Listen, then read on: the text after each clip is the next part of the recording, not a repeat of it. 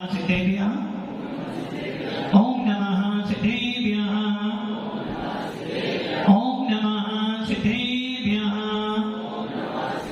यदैता भावेन प्रमुदितमनादरेन्द्रियः छदाता सिद्धतरगी गुणगण समन्त सुखनिधि लभन्ते सत्पत्या शिवसुखसमानं किमुतता महावीरे स्वामी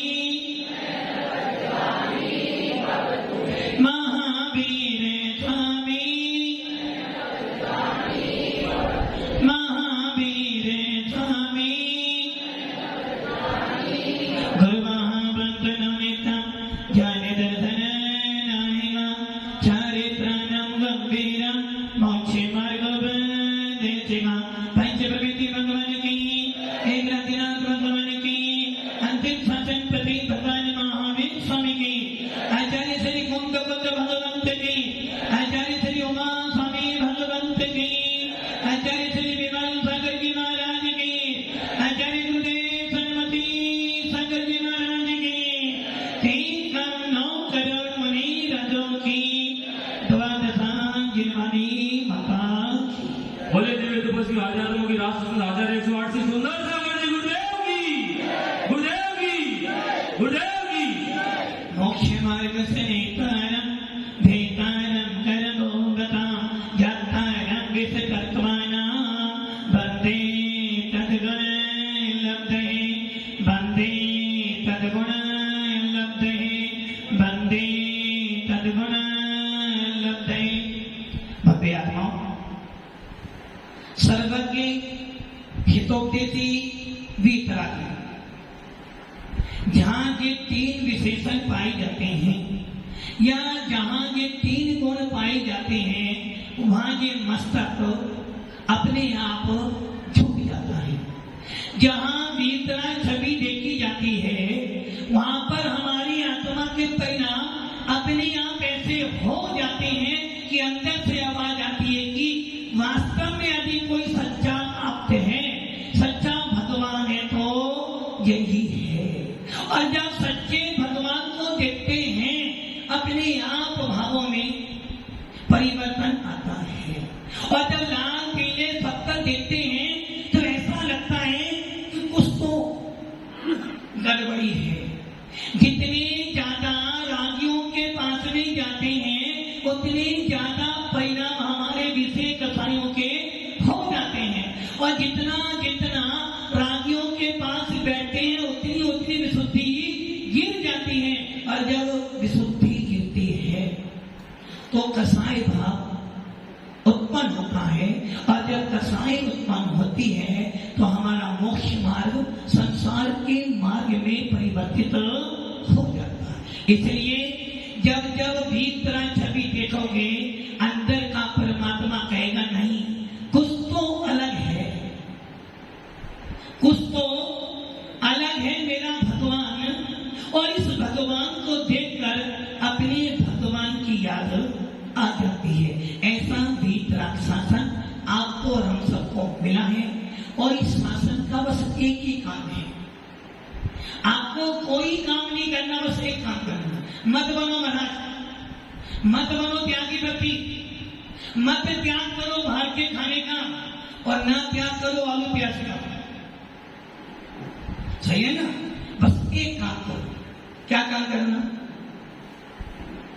भावों में थोड़ा तो सुधार कीजिए, थोड़ा थोड़ा प्रभु जी का। जब भाव सुधर जाएंगे तो आलू प्याज खाने की पड़ती नहीं बनेगी। और जब भाव सुधर जाएंगे तो अपने आप मंदिर की याद आ जाएंगी। और जब भाव सुधर जाएंगे तो यही देव सतगुरु तुम्हारे को अच्छे लगने शुरू हो जाएंगे। क्या काम करना? और भाव जब अच्छे बनते हैं तभी तुम्हारा पुण्य कर्म के उदय में साधु संतों का समागम मिलता है। यूं तो दुनिया में लाखों जीव पैदा होते हैं, यूं तो दुनिया में लाखों जीव पैदा होते हैं और मर जाते हैं, किंतु कीमत तो उन्हीं की होती है जो अपने भावों को सुधारकर भगवान बन जाते हैं। जन्म और मरण सबका होता है। तीर्थंकर का जन्म कल्याणक बनाते हो, आनंदित होते हो। साधु संतों का जन्म जयंती बनाते हो, आनंदित होते हो। जन्म कल्याणक जन्म जयंती। और जो इस संसार में जन्म मरण करते हैं, यदि उनमें थोड़ी सी सज्जनता हो तो ऐसे व्यक्ति का जन्म दिन बनाकर भी सोचते हो भैया ऐसे परिणाम मेरे भी। तो ये ध्यान रखना, जन्म मरण कर लेना, किंतु भावों को यदि अच्छा बना लिया तो समझना किसी की 100 साल की जिंदगी कुछ काम नहीं करती, किसी की 100 साल का जीवन भी कोई काम नहीं करता, और किसी का एक समय का जीवन भी लाखों समय तक याद रहता है। तो भक्ति आत्माओं, चर्चा भावों की चल रही है, कुछ नहीं करना, क्या करना है? आलू खाने के परिणाम बन रहे हैं, वैभव जी, आलू खाने के भाव बन रहे हैं। अभी नहीं, जब बाजार में जाते हैं ना, और जब देखते हैं पिज्जा भी है, पानी पूरी भी है, पाव भाजी, देखकर भाव बनते हैं। और उस भावों में यदि आपने ये विचार कर लिया कि मेरे एक आलू खाने से यदि लाखों जीव मरते हैं, तो पाप किसको लगेगा? आलू बेचने वाले को। क्यों? किसने बेचा? ना वो बेचता ना मैं खाता। आलू बेचने वाला कह रहा भैया मेरा काम तो मात्र बेचना नहीं, खाना किसका काम है? मैं तो पापी पेट के लिए बेच रहा हूं, तू किसके लिए खा रहा है? तो भैया तूने पापी पेट के लिए बेचा, मैंने पापी पेट को भरने के लिए खाया। कि तुझे ध्यान रखना, आलू खाना और आलू बेचना दोनों में अंतर हो सकता है। एक व्यक्ति आलू इसलिए बेच रहा है कि उसको पता है कि आलू बेचे बिना मेरा काम, दुकान में सारी चीजें, तो आलू नहीं तो ग्राहक नहीं आएगा। आप आलू किसने का? वो आलू बेचते समय सोच रहा है आत्मा यदि कोई अच्छा काम मिल गया तो मैं ये काम छोड़ दो। और वैभव आलू से कह रहा है नहीं नहीं, सब लोग कहते हैं आलू त्याग करो, आलू त्याग करो, कितने पागल हैं। बड़े पुण्य के उद्देश्य तो आलू खाने का अवसर मिला। क्यों? नारकी आलू खाते नहीं, देव आलू खाते नहीं, और तिरिया आलू कोई देने वाला नहीं, तो आलू खाने का पुण्य किनका है? मनुष्य का ही ना। तो रोज आलू खाए, और जो रोज आलू खाएगा उसको क्या बनना पड़ेगा? भालू तो बनना पड़ेगा, फिर खाते रहो आलू। तो एक ध्यान रखना, भाव तुम्हारे हैं, जैसे भाव बनाओगे वैसे कर्मों का उदय आएगा, और जब कर्मों का उदय आएगा तो तीन संकर भी बचाने वाले। इसलिए आचार्य उमा स्वामी पहला सूत्र औपसमिक को भाव निस्त्रज्ञा जीवन से स्वेत मोदय परिणाम मोक्षा, जिसमें से आपको औपसमिक भाव का अर्थ बताया था, कर्मों का दमन औपसमिक भाव है। छायित भाव अत्यंत अत्यंता भाव, 4 भाव आते उसमें काटा अत्यंत अभाव, अर्थात आत्मा से कर्मों का अत्यंत अभाव हो जाना। जिस प्रकार निर्मल पानी में मल का एक भी कण नहीं है कैलाश जी, अत्यंत अर्थात अब उसका एक परमाणु भी हमारे पास में नहीं, अत्यंत अति अत्यंत अभाव, मतलब अब वो कर्म कली उदय में आने वाला नहीं है। इसलिए हमारे केवली भगवान घात्या कर्मों का जड़ मूल से अत्यंत अभाव कर देते हैं, अब उनके पास कोई घात्या कर्म उदय में आने वाला नहीं है। अब आता है औपसमिक भाव। उदाहरण देखें, एक गिलास पानी था, कीर्ति जी, एक गिलास पानी था, उस पानी में मैल भरा हुआ था। आपने फिरकटी डाली थी, मत सारा नीचे बैठ गया, कचरा सारा नीचे बैठ गया, ऊपर क्या रह गया? खराब पानी, खराब पानी, अच्छा पानी, और नीचे गंदा पानी। नीचे सारे कीचड़ के कण बैठकर ऊपर साफ पानी था। इतने में ही सेठ जी आए और दौड़ के आए, जरा सा हाथ लगा, पूरा गिलास हिला। वो हिला, गिलास हिला, पानी हिला, दोनों हिले। अच्छा, गिलास हिला या पानी हिला, दोनों हिले। टेबल हिली या गिलास हिला? मैंने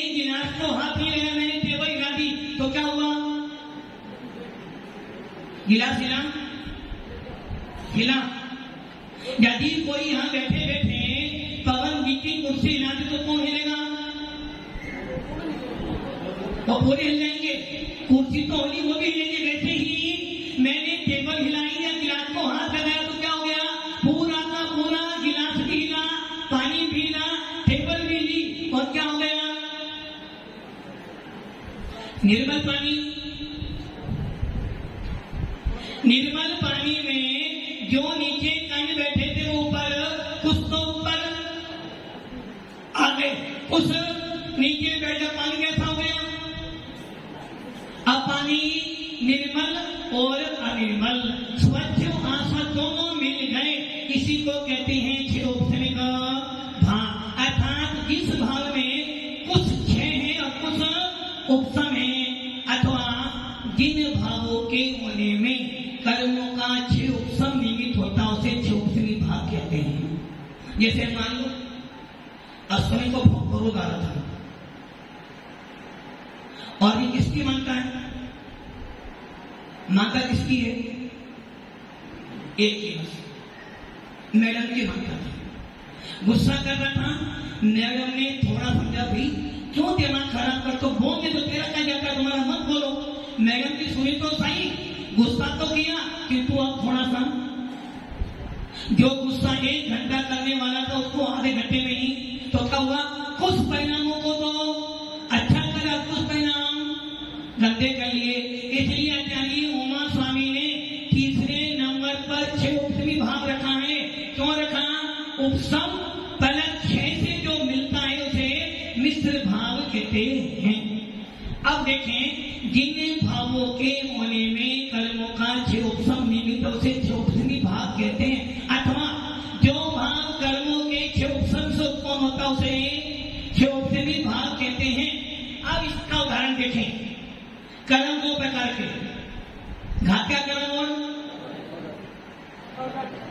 घात्या। और घात्या में कौन कौन आते हैं? ज्ञानावन्नी, दर्शनावन्नी, मोहिनी और अंतराय। अघात्या में नाम, वेदनी, आयु, नाम और गोत्र। अब इन अघात्या कर्म के लिए कहते हैं जो जीव को सिद्धत की प्राप्ति नहीं होने दे उसे अघात्या कर्म कहते हैं। मैंने नहीं, घात्या में नहीं, जो घात्या नहीं है उन्हें कहते हैं घातिया। जो घातिया नहीं है वो गए घातिया। अर्थात जो जीव के केवल ज्ञान, केवल दर्शन, अनंत चतुष्टय का घात नहीं करते उन्हें कहते हैं घातिया कर्म। अर्थात जो जीव के अनंत अवस्था में पाए जाते हैं उसे कहते हैं घातिया कर्म। जो जीव को शुद्ध सिद्ध पर्याय की प्राप्ति होने में बाधक है उन्हें कहते हैं घातिया कर्म। क्लियर हो गया? अब आते हैं घातिया कर्म। वो कौन कौन से होते हैं? ज्ञानावन्नी, दर्शनावन्नी, मोहिनी और अंतराय। मोहिनी क्या करता है? मोहिनी क्या करता है? मोह करता है। मोहिनी मोह करता है। फाइनल धनपाल भी मोहिनी क्या करता है? मोहिनी क्या करता है? सब कुछ भुला देता है। सब कुछ भुला देता है। अच्छा, अभी पूछ लेते हैं। अच्छा, आपका मोहिनी कर्म है? पक्का मोहिनी कर्म है ना? अच्छा, ये बताओ घर किसका है? यदि घर किसका है? आपका घर है। घर किसका है? आपका। गाड़ी किसकी है?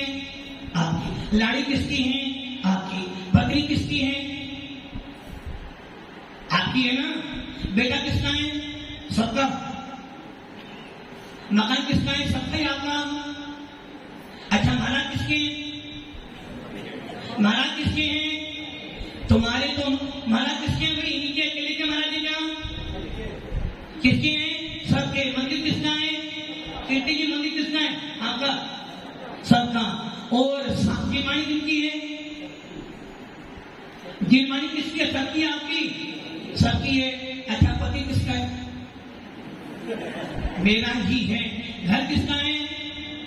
मेरा ही है। धन किसका है? मेरा ही है। बेटा किसका? मेरा ही है। मेरा। सबका तो नहीं ना।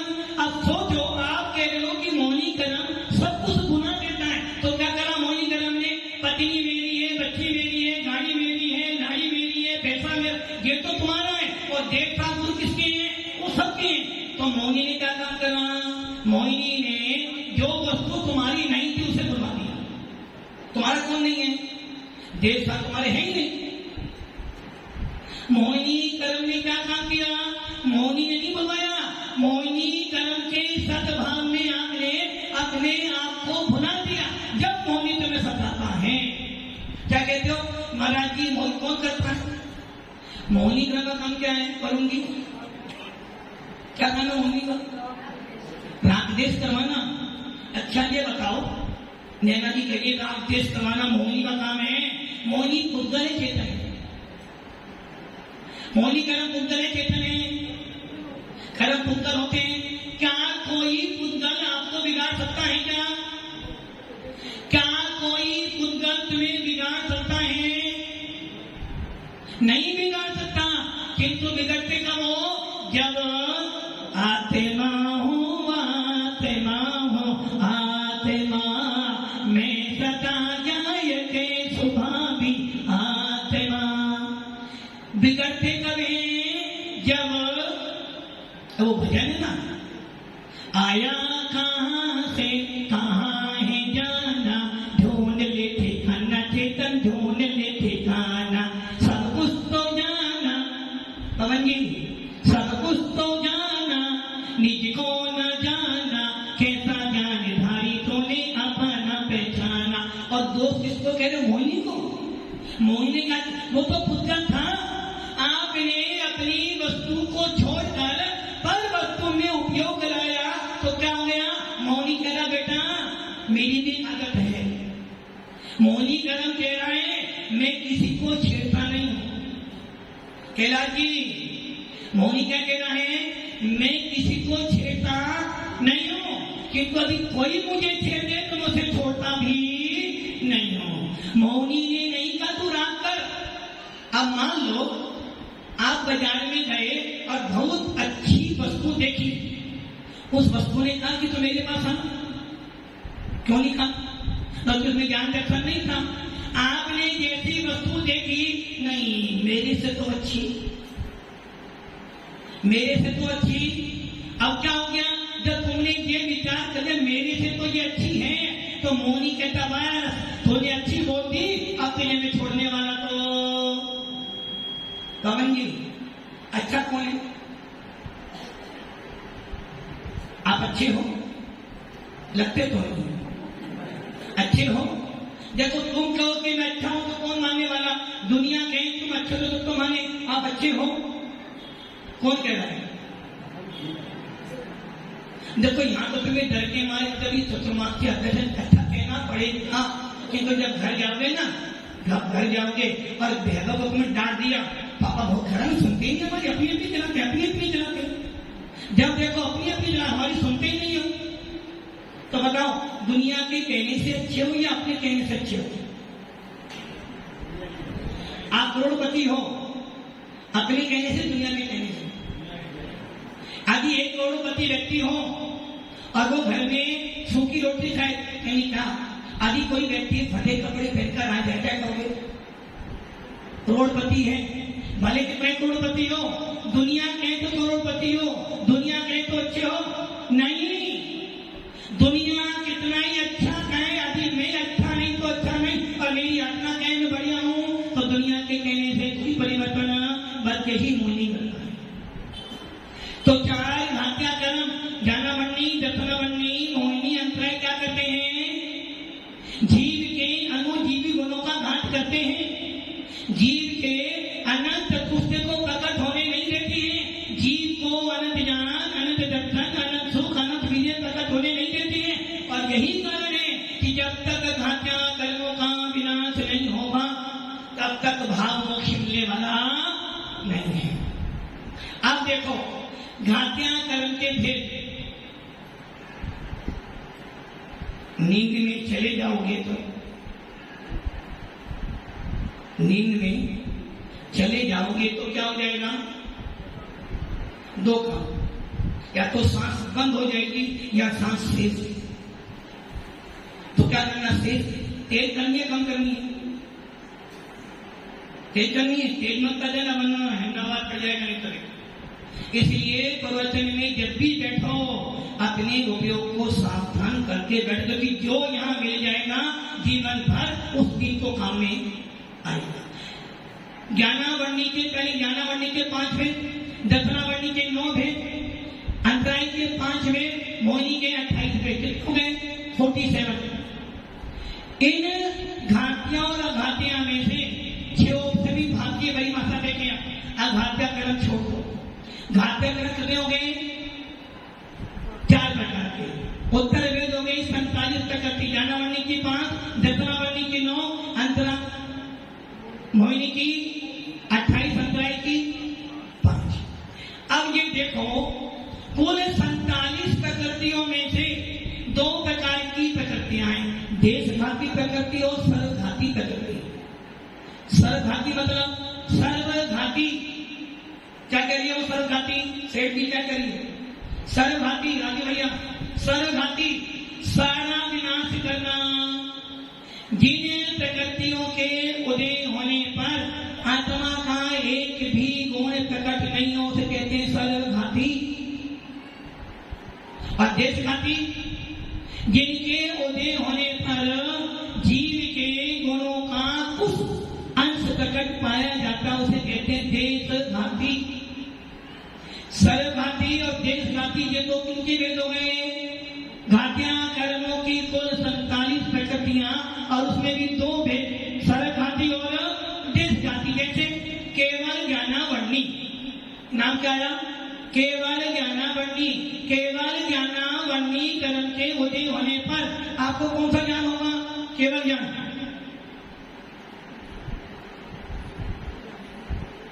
केवल ज्ञानावरणी कर्म के उदय होने पर कौन सा ज्ञान होगा केवल ज्ञान होगा। बस टीचर ने पढ़ा दिया और आपने खो दिया। अब आप क्या कह रहे हो केवल ज्ञानावरणी कर्म के उदय पर क्या होगा केला की केवल ज्ञान। केवल ज्ञान नहीं होगा। केवल ज्ञानावरणी कर्म का उदय है तो केवल ज्ञान कैसे हो जाएगा। केवल ज्ञानावरणी कर्म के उदय होने पर हमें केवल ज्ञान का एक अंश भी प्रकट नहीं हो सकता क्योंकि वो सर्वघाती। सर्वघाती मैंने जिसके उदय होने पर आत्मा का एक भी गुण प्रकट। केवल ज्ञानावरणी के 6 होने पर केवल ज्ञान की प्राप्ति होगी। इसलिए केवल ज्ञानावरणी कर्म के उदय होने पर हमें केवल ज्ञान का अंश भी प्राप्त होने वाला नहीं है। नंबर 2 केवल दक्षिणावरणी। केवल दक्षिणावरणी कर्म के सद्भाव होने पर केवल दर्शन प्रकट होने वाला नहीं है। इसलिए सर्वघाती प्रकृति कौन सी हो गई जिनके उदय होने पर आत्मा के गुण का जरा भी अंश प्रकट नहीं होना। और ऐसी कितनी प्रकृतियां हैं 20। ऐसी सर्वघाती 20 प्रकृतियां हैं जिनके उदय होने पर आत्मा के गुण की कोई भी पर्याय प्रकट नहीं होती। सबसे पहले ज्ञानावरणी में केवल ज्ञानावरणी 1। नंबर 2 पर केवल दक्षिणावरणी 2। 5 निद्रा निद्रा निद्रा पचना पचना स्थान करती निद्रा और बचना। संतोष जी सही है ना। यदि नींद का उदय है तो सोना तो पड़ेगा। और कैसे घोड़े बेचकर घोड़े बेचते जिसमें ज्ञान दर्शन आपका मंद तो क्या हो गया ज्ञानावरणी की केवल ज्ञानावरणी। दक्षिणावरणी में 5 निद्रा और 1 केवल दक्षिणावरणी 6। अब आ जाओ किस पर सबसे ज्यादा खतरनाक मोह मद पिय अनादि भूल आपको। पवन जी मोहनी क्या करता है। पवन जी क्या करता है बार बार घर की ओर भैरव की ओर पोते की ओर मन जाता है। महाराज की ओर मन आता तो है किंतु पीछे से भैरव याद आता भाई नहीं अभी तो भैरव को समाना। तो मोनी क्या करता है मोनी का 28 में सबसे पहले अनंतानुबंधी कथाएं। अनंतानुबंधी कथाएं के उदय रहते रहते आपको सब में दर्शन प्राप्त होने वाला नहीं है। अनंतानुबंधी कथाएं के उदय रहते रहते आपको भेद विज्ञान होने वाला नहीं है। अनंतानुबंधी कथाएं के उदय में होने साथ होने वाला क्या कर रही है? वो सारा घात कर रही है। और अनंतानुबंधी कसाई की अवधि होने पर छोड़ूंगा नहीं, छोड़ूंगा नहीं। कौन कह रहा है? कसाई कह रही है या तुम कह रहे हो?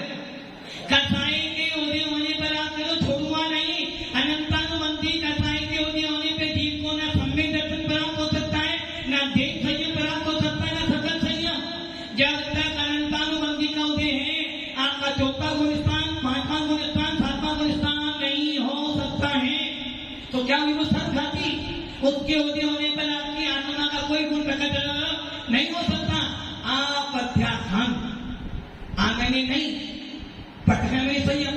जिस कसाई के उदय होने पर, जिस कसाई के संतोष जी